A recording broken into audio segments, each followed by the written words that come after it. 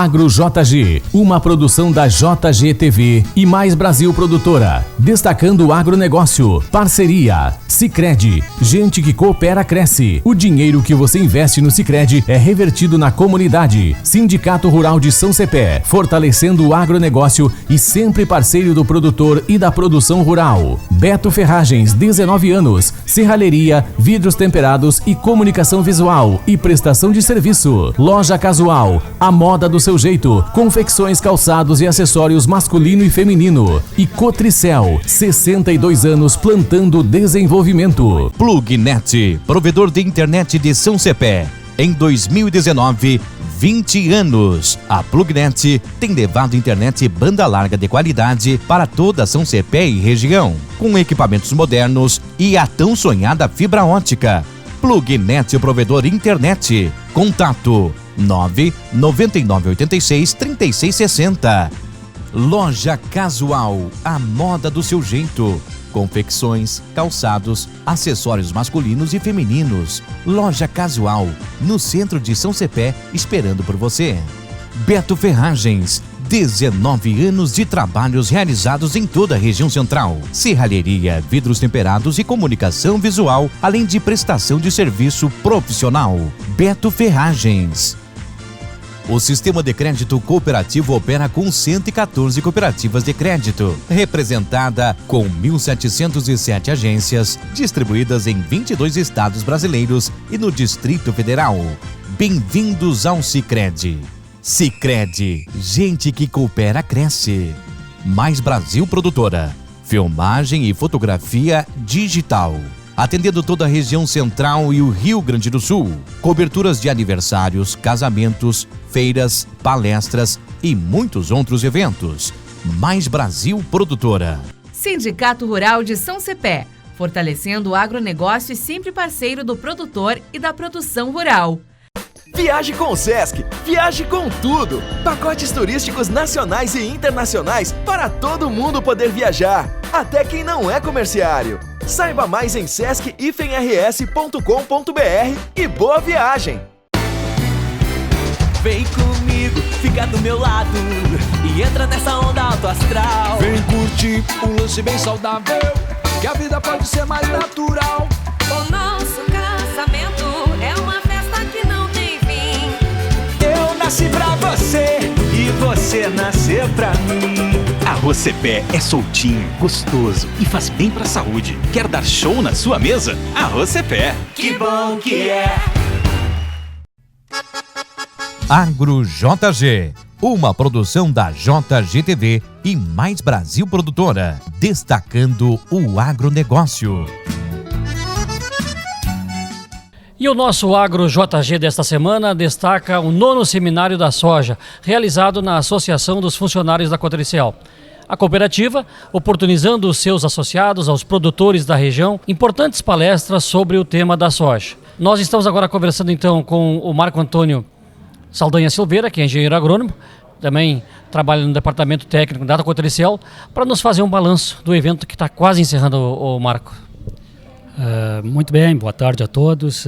É uma satisfação para nós chegarmos no 9º evento, no 9º Seminário da Soja. Seminário que já se firma como uma marca registrada da cooperativa em trazer informação de qualidade. Hoje nós temos muitas informações, o desafio é filtrar essas informações e trazer realmente informações de qualidade.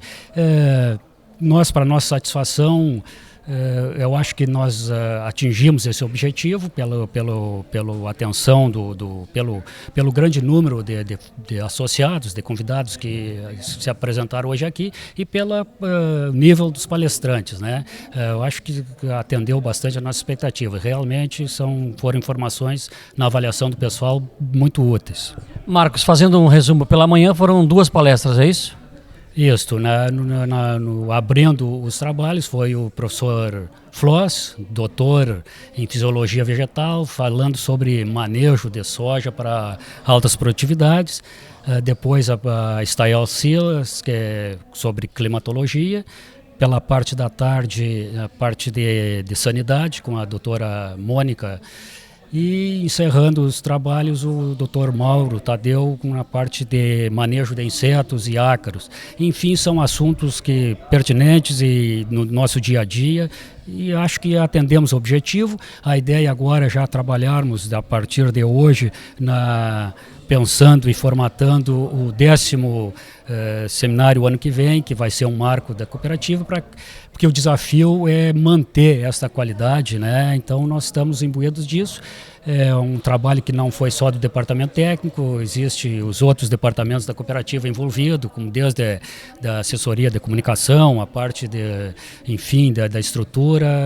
Então é um trabalho que eu acho que estão todos aí, somos gratos a todos. Eu acho que cumprimos aí o objetivo da ideia. Tá bom, obrigado então ao engenheiro agrônomo Marco Antônio, conversando conosco. E a gente vai trazer agora um resumo de algumas das palestras que aconteceram e trazendo mais informações, né, a respeito dos temas que foram tratados neste Seminário da Soja aqui na sede da Associação dos Funcionários da Cotricial. Porque a pesquisa, ela gera novas tecnologias a cada dia que passa. Não é necessariamente as tecnologias no Brasil, mas no mundo hoje vivemos uma revolução da informação, rapidamente as informações chegam a nós. Esse é um momento interessante para repassar essas novas informações e principalmente na busca do resultado.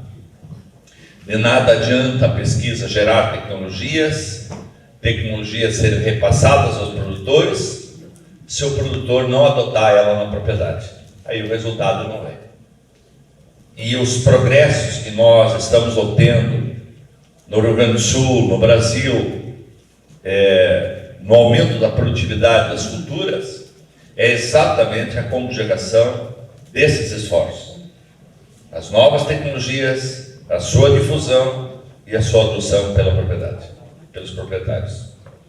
Uma boa propriedade agrícola, ela deve apresentar aumentos crescentes de produtividade a cada ano que passa, aumentos crescentes de rentabilidade e ter sustentabilidade. Ou seja, é preciso que se produza mais, se produza melhor, se ganhe mais dinheiro, mas é preciso que melhorem as propriedades físicas, químicas e biológicas do solo.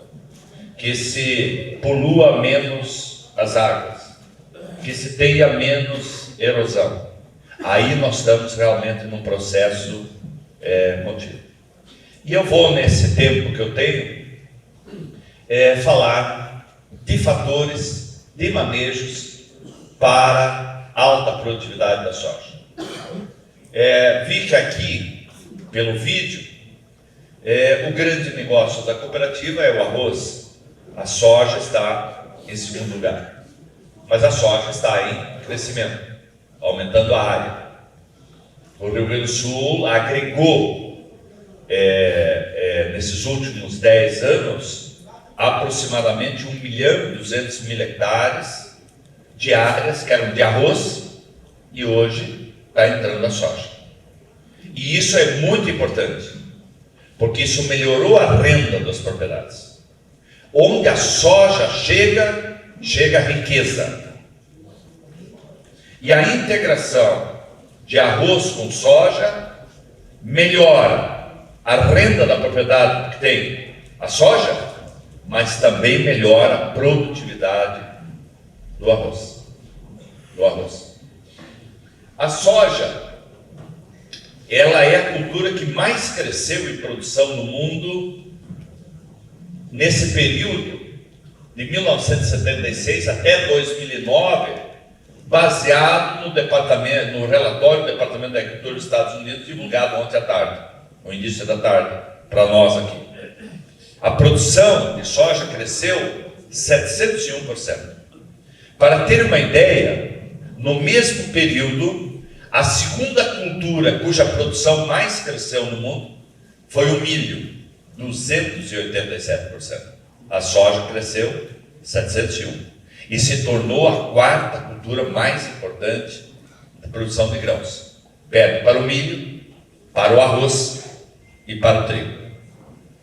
Aí muitos me perguntam, será que nós não estamos chegando no limite de produção?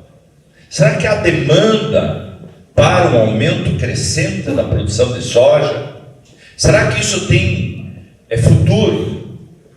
E eu queria lembrar, dia 16 de outubro de 2013, a FAO, que é o órgão da ONU, criada para cuidar da sustentabilidade da alimentar do mundo, ela divulgou um relatório e disse o seguinte, em resumo: em 2050, que é daqui a pouco, né? Daqui a pouco é 2050. A população mundial vai ser de 9,4 bilhões de pessoas. Em 2013 ela era de 7,4. Ou seja, entre 2013 e 2050, a população mundial vai aumentar em 2 bilhões de pessoas. 2 bilhões de pessoas, tem que pensar um pouquinho o que é isso, né? Quando a gente liga o Jornal Nacional e vê todos os dias os bilhões desviados pelos políticos corruptos desse país, a gente perdeu a noção do que é 1 bilhão. Parece que fez o troco. Quer dizer, quem roubou 1 bilhão é nada, porque tem um outro que roubou 20 bilhões. Mas 2 bilhões de pessoas é o equivalente a 10 populações brasileiras. A população brasileira está em torno de 208 milhões. Pense cada um de vocês, se vocês tivessem que planejar a questão alimentar até 2050 e fazer um projeto, um planejamento estratégico para alimentar em 2050 mais 10 populações brasileiras. Esse é o tamanho do desafio. E ela diz aí que para atender essa demanda, a produção tem que aumentar em 50% a 60%. E essa imprensa irresponsável, despreparada e incompetente criticou a FAO. Mas que coisa! Se a população vai aumentar apenas 22%, por que a produção de alimentos tem que aumentar 50%? Primeiro, porque em 2013, segundo a FAO, tinha 1,3 bilhão de pessoas no mundo ainda passando fome, ou não se alimentando adequadamente de acordo com os padrões da Organização Mundial de Saúde. A FAO quer que em 2030 e não em 2050 não tenha mais ninguém passando fome no mundo. Então precisa mais comida para 1 bilhão e 300. Segundo, os 2 bilhões de pessoas a mais que vamos ter nesse período. E em terceiro lugar, uma mudança alimentar que está ocorrendo no mundo. Está diminuindo drasticamente o consumo per capita de cereais. Por exemplo, consumo de arroz diminui, consumo de trigo, consumo de batata. Por quê? Por causa da questão da obesidade. E o que as pessoas estão comendo? Carne. Que tipo de carne? Carne de frango e carne suína. Por quê? Porque é mais barato de produzir. Como se produz carne de frango? Como se produz carne de suína? Misturando milho com farelo de soja. Nós temos que pegar 4 a 5 quilos de proteína vegetal para fazer 1 quilo de proteína animal. E é por isso que a demanda de soja e a demanda de milho vai continuar crescendo. E segundo essas estimativas da FAO, em 2050 vamos precisar de 600 milhões de toneladas de soja e 1,5 bilhão de toneladas de milho. Grande parte da soja é usada na alimentação humana direta pelos asiáticos. China, Índia, Japão, Indonésia, Vietnã, Coreia. E lá está a metade da população mundial. Lá está a metade da população mundial. E o resto do mundo mistura o farelo de soja, a proteína, com o milho e faz a produção. Por isso que o Brasil já se tornou o segundo maior exportador mundial de carne de frango e o quarto maior exportador, e talvez ainda em 2019 a gente termine esse ano em terceiro lugar na exportação de carne suína, graças a essa nova demanda para a China, que foi negociada pelo governo, e essa semana, segunda-feira, mais 25 frigoríficos foram habilitados pela China para exportação de carne para a China. Eles são os maiores consumidores per capita de carne suína. Ou seja, a soja é o grande negócio do momento e ela continuará sendo um grande negócio no futuro. O relatório do Departamento de Agricultura dos Estados Unidos, divulgado ontem, disse que a safra que nós encerramos agora, 2018, 2019, a produção de soja foi de 241 milhões de toneladas. Esperava-se 261. Mas especialmente pela grande quebra dos americanos, que estão colhendo quase 27 milhões de toneladas de soja a menos. Ontem foi estimado uma produção de 98. No último relatório eles ainda falavam em 104. E eles esperavam colher 125. Então, colhemos 20 milhões de toneladas a menos. O estoque de soja de passagem agora vai diminuir muito. E vocês viram, depois que o relatório foi divulgado, a Bolsa de Chicago, a soja subiu 30 pontos. Que é uma boa notícia para quem planta soja. Que é uma boa notícia para quem planta soja. E o milho? No segundo relatório de ontem, o mundo colheu 1 bilhão 104 milhões de toneladas alcançadas. Até 2050, temos que chegar em 1,5. Veja, nós temos que aumentar em mais de quase 400 milhões de toneladas de milho. Se a soja deu 241, temos que chegar a 600, nós temos quase 260 milhões de toneladas de soja que tem que ser produzida a mais. Bom, por isso que o Brasil vai ser pela primeira vez o maior produtor mundial de soja. Estamos com uma área na última safra de 35,8, arredondando milhões de hectares. Colhemos aí, segundo o Departamento da Agricultura, esse relatório, onde 117 milhões. O ano passado tinha sido a safra recorde, 119. A próxima safra, que vamos começar a plantar agora em outubro, a previsão é o Brasil colher 123, se tudo correr bem. É, portanto, a cultura de maior área de cultivo no Brasil, de maior produção, de maior geração de empregos diretos e indiretos de todas as atividades econômicas do Brasil, das atividades econômicas agrícolas, e ela é a maior geradora de divisas. E essas divisas, esses dólares, são os grandes responsáveis pelo financiamento do desenvolvimento de toda a economia brasileira. Vejam bem, em 2018, o agronegócio como um todo, soja, café, milho, açúcar, etanol, fumo, celulose, etc., gerou um saldo positivo de 100 bilhões de dólares.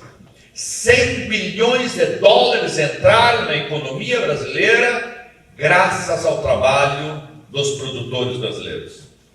Como ano passado o câmbio médio era de R$3,65 para $1, isso equivale a 365 bilhões de reais que irrigaram a economia brasileira graças às exportações de produto agrícola.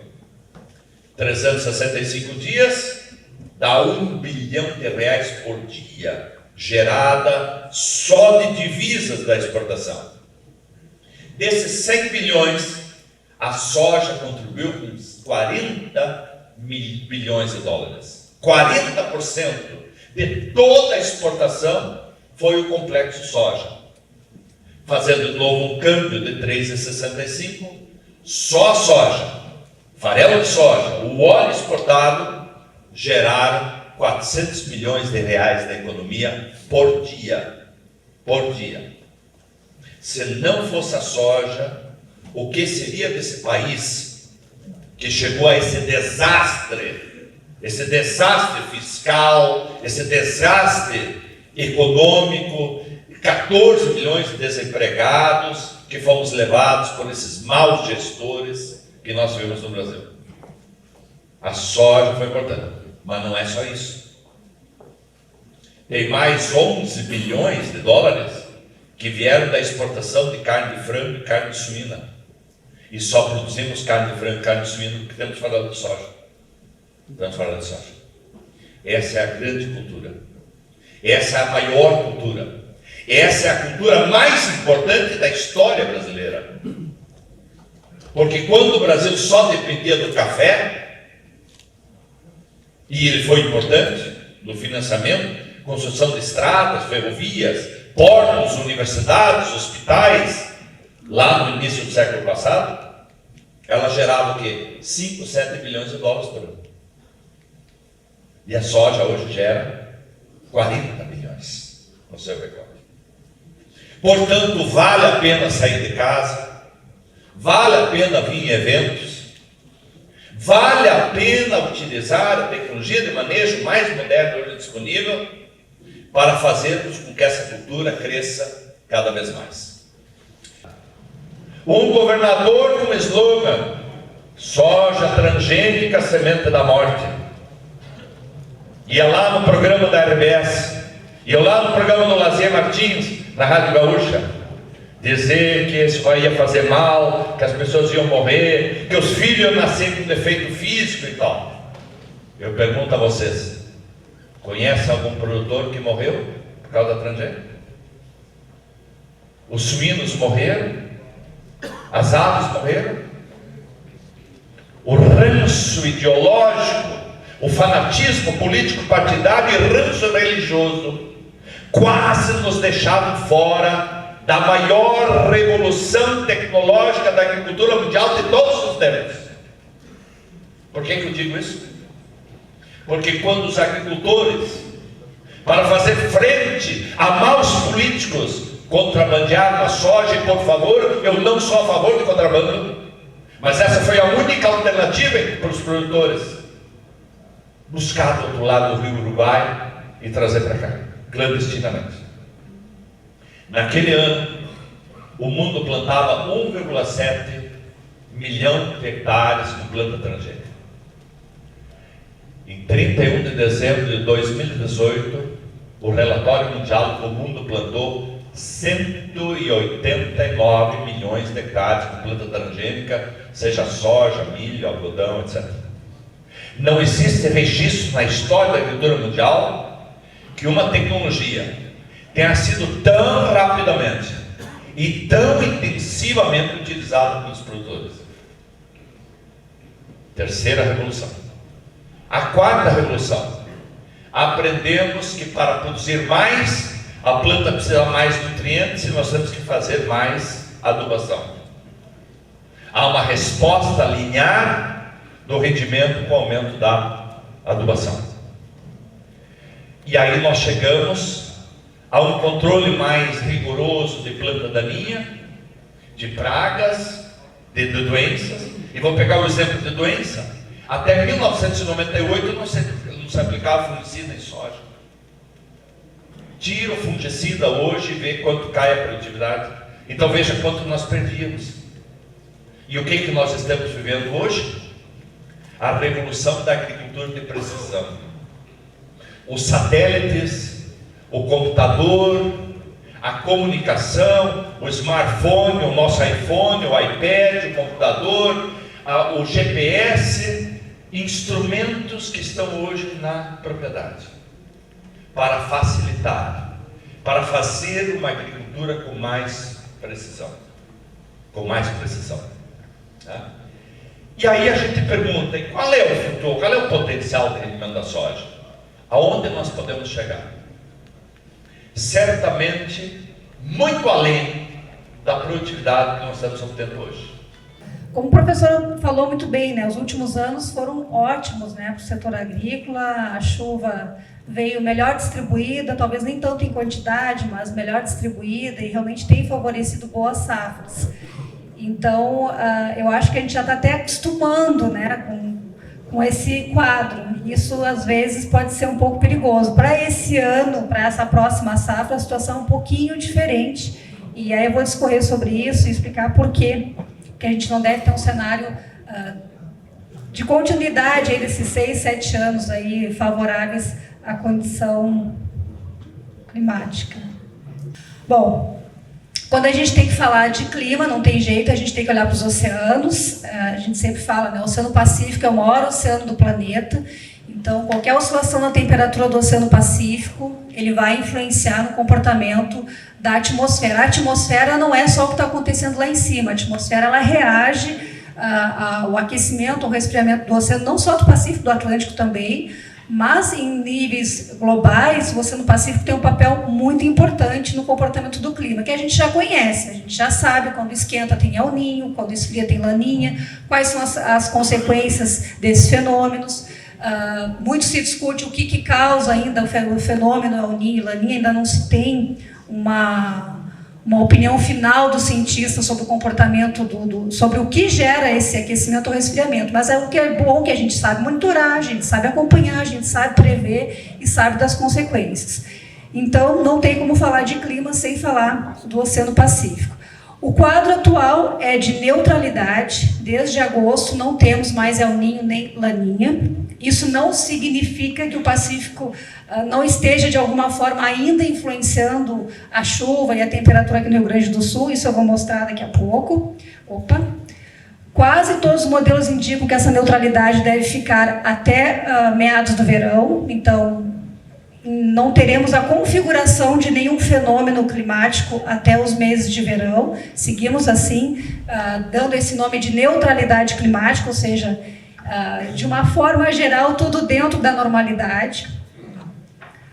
O Pacífico Leste, né? Acho que a primeira palestra que eu tive aqui, eu expliquei bastante sobre isso, como o Pacífico Leste, aquela parte mais próxima da América do Sul, aí tem que lembrar um pouquinho da aula de geografia, para aquela parte mais próxima da América do Sul, ela tem uma correlação direta com o comportamento da temperatura e da chuva no Rio Grande do Sul. Quando está mais quente, até num cenário de El Niño clássico, aí todo o Pacífico acaba ficando, todo o Pacífico equatorial fica mais quente, a gente tem mais chuva, tem mais umidade, temperatura mais alta. Agora, quando ele está mais frio, e é o que tem acontecido nos últimos meses, favorece ondas de frio. Nós tivemos aí ciclos, né? O frio esse ano ele foi bem cíclico, começo de julho, começo de agosto, depois ali o início de setembro, e a gente está com uma pulga atrás da orelha aí para o começo de outubro. Também a gente tem a chegada de uma temperatura aí, um ar mais gelado. A primavera, quando a gente tem esse cenário mais favorável a frio tardio, que esse ano é uma condição favorável, os temporais acabam sendo mais frequentes, e principalmente o granizo, como aconteceu aquele granizo lá em Panambi, dia 31 de agosto, que foi terrível. A média, ela mascara muitas vezes os períodos de frio e calor, é um número, é apenas um número. Então, dizer que a temperatura na primavera vai estar acima da média indica a predominância de dias mais quentes, de dias mais amenos, de calor, mas não exclui a ocorrência de períodos curtos de frio. E como eu falei lá no começo, Pacífico Leste mais frio favorece períodos de temperatura mais baixa, mesmo na primavera. E o risco de geada aqui tardia, faltou a palavra tardia, acima da média esse ano por causa do Pacífico, em razão do Pacífico. Como é que foi a chuva em 2019 até agora? Tivemos aquele excesso em janeiro, chuva, valores excepcionais, principalmente na metade oeste do estado. Depois veio fevereiro, um pouco mais seco na metade sul, mas essas áreas aqui dentro da média, acima da média. Depois veio março também, o sul sempre mais seco, fevereiro, março. Depois veio o mês de abril, também com um pouco mais de chuva na parte centro-leste. Maio, o professor até comentou na palestra, maio bem chuvoso e atípico. Depois veio junho seco. Julho teve alguns períodos de chuva volumosa, mas também teve aquela onda de frio inicial no começo do mês. Depois, agosto, pouquíssima chuva em boa parte do estado. E setembro, esse mapa do dia 10, hoje a gente está no dia 13, mudou um pouquinho, mas ainda está um pouco abaixo da média. Acredito que o mês de setembro vai terminar com chuva dentro e até acima da média. Então, em geral, muitos meses com chuva abaixo da média esse ano, e nós tivemos algumas situações pontuais aí de excesso de chuva. Vamos então para o Pacífico. Esse mapa é do dia 9, é um retrato daquele dia. A gente consegue ver aqui, essa aqui é a parte equatorial do Oceano Pacífico. Vejam o tamanho do Oceano Pacífico, olha o Atlântico como é menor, olha a distribuição. Por isso que a gente fala, é o maior oceano do planeta. Então essa faixa equatorial aqui, a gente tem nas áreas coloridas em azul, tendendo para o azul, temperatura abaixo da média, águas mais frias no Oceano Pacífico. E nas áreas em laranja e rosa, seriam as águas mais quentes. A parte importante para definir se tem El Niño ou Laninha é justamente a parte central do Oceano Pacífico. Isso aqui é o que a gente chama de Pacífico Leste, que eu falei no início, é a parte mais próxima aqui da América do Sul. Essa região aqui ela é muito importante, tem uma correlação importante com o comportamento da temperatura e da chuva no Rio Grande do Sul. Tem muitas outras variáveis, não é só para isso que a gente olha quando faz a previsão, tanto a do dia a dia quanto aos prognósticos mais estendidos. Por exemplo, o Oceano Atlântico tem um papel importante, mas essas duas regiões, tanto o Pacífico Leste quanto o Oceano Atlântico, eles têm uma variabilidade no comportamento da temperatura muito grande. É que nem a condição meteorológica do continente. A gente tem que estar observando e reavaliando a cada semana. Diferente do Pacífico Central, que tem um comportamento em geral mais uniforme, mais homogêneo. Então, a gente tem uma tendência de períodos mais longos, seja de resfriamento ou mesmo de aquecimento. O retrato de agora é toda essa área com águas mais frias do que o normal. Em média, aqui nessa área em cinza seria dentro da média, dentro da normalidade, então não tem nada expressivo, mas algumas áreas com manchas aqui em azul, indicando que o Pacífico, em parte, está mais frio do que o normal. Já vi nas redes sociais, a gente acompanha a notícia de outros institutos, alguns institutos falando até em laninha para o começo, para o verão de 2020. De fato, eu discordo, mas de fato, uma questão de um mês atrás, os próprios modelos realmente indicavam uma tendência de resfriamento, não de laninha, mas de resfriamento do Pacífico até o verão. Mas isso mudou em questão de 3, 4 semanas, já não é esse o prognóstico. Por isso que eu sempre falo, tem que se atualizar. Um mês atrás era um cenário, hoje é um cenário diferente, então a previsão ela tem que ser atualizada. Muito bem, com as informações do 9º Seminário da Soja realizado na sede da Associação dos Funcionários da Cotricel, fizemos o nosso Agro JG desta semana.